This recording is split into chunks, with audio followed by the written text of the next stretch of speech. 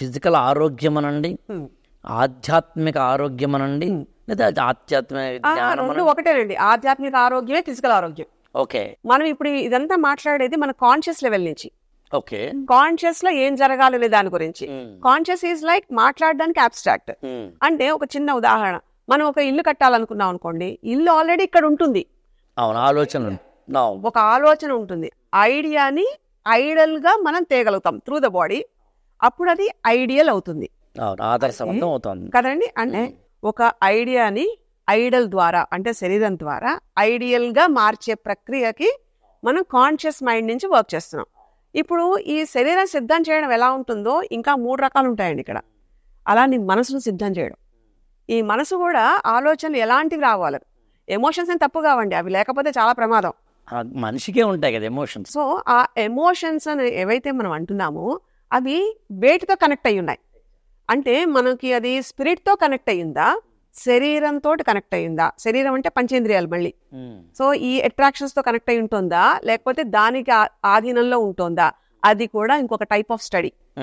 So మనసును ఆధీనపరచుకోవడంలో కూడా ఇందాక చెప్తున్న ధ్యానం దాంట్లో స్థిరత్వం ఎప్పుడైతే శరీరానికి ఈ ప్రక్రియ ద్వారా వస్తుందో మనసు కూడా తేలిక పడుతుంది, అన్నింటికి పరిగెట్టదు, దాని కంట్రోల్లో పెడతాం.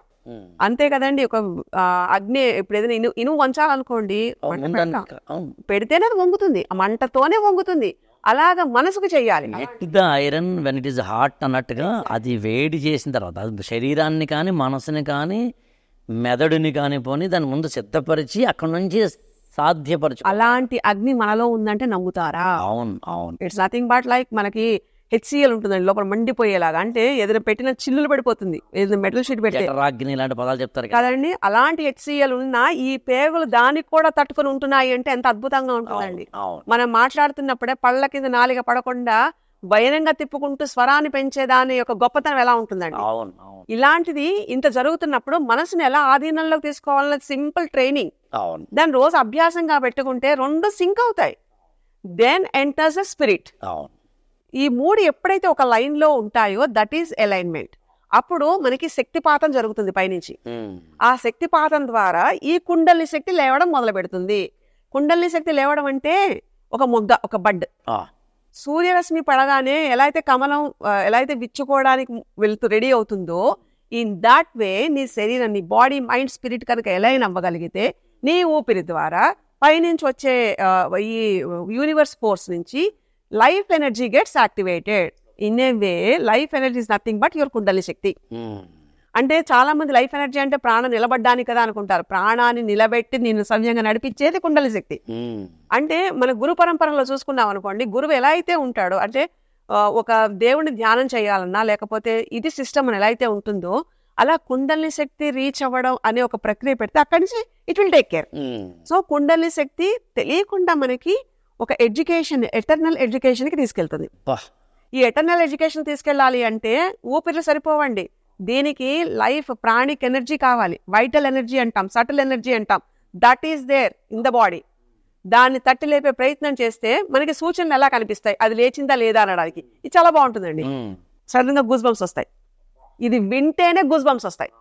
ఒక్కొక్కసారి మనం అనుకోగానే ఒళ్ళు జల్దరించింది అంటాం కదండి, వెన్ను జల్దరించింది అంటాం కదండి. These are the signals of that kundali shakti to rise. అంటే కుండలి శక్తి మూలాధారం నుంచి సహస్రారం దాకా, మూలాధారం కింద అంటే సేక్రల్ జాయింట్ కింద కాకిక్స్ ఉండే పాయింట్స్ బట్టి అంతా కిందకుండి ఒక దాన్ని చుట్టుకుని ఉంటుంది, దాన్ని సాగదీయడం అనమాట. మనం ఎప్పుడైతే సహస్రారం దాకా వెళ్ళాలి, సహస్రారం వరకు కూడా మనం కష్టపడక్కర్లా, అనాహతం వరకు చేయగలిగితే చాలు. అంటే మనం ఊపిరి తీసుకునేది అంటే మన నాభి నుంచి తీసుకుంటున్నప్పుడు అనాహత చక్రం దగ్గరే సుషుమ్న నాడి, మనం ఇప్పుడు ఇడా పింగళ నాడి ఏదైతే అంటామో ఈ 2 నాడులు సుషుమ్న, సరస్వతి నది ఎలా అయితే కలుస్తుందో అంతర్లీనంగా అలాగా సుషుమ్న నాడి ఉంటుందండి లోపల. ఈ 3 కలిగి ఉండే ఒక సంగమం పేరు అనాహత చక్రం. అనాహత చక్రం వెన్ కమ్స్ టు లైక్ మన వర్టిబ్రల్ చూస్తే థొరాసిక్ D10, దాని నుంచి చూస్తే యువర్ లంగ్స్ ఎక్స్పాన్షన్. అంతే కదండి, చాలా మందికి దగ్గు వచ్చినా, పొలబారినా, లేకపోతే అంటే సరిగా ఊపిరి తీసుకోవట్లేదు. సో ఇలాంటి ఇండికేషన్స్ అన్ని you'll get through the breath. So ఎప్పుడైతే ఈ ఇంతవరకు మనం చేయగలిగితే, అంటే నీ ఎమోషన్స్ దాటి స్వాదిష్టానం మణిపూరకం నుంచి దాటి పైకి వచ్చావంటే అద్భుతం. కానీ ఇంకొక అద్భుతం చెప్పనా, ప్రతి వాళ్ళు ఈ స్టేజ్ లో ఉంటారు. కానీ తెలుసుకోరు. తెలుసుకోరు.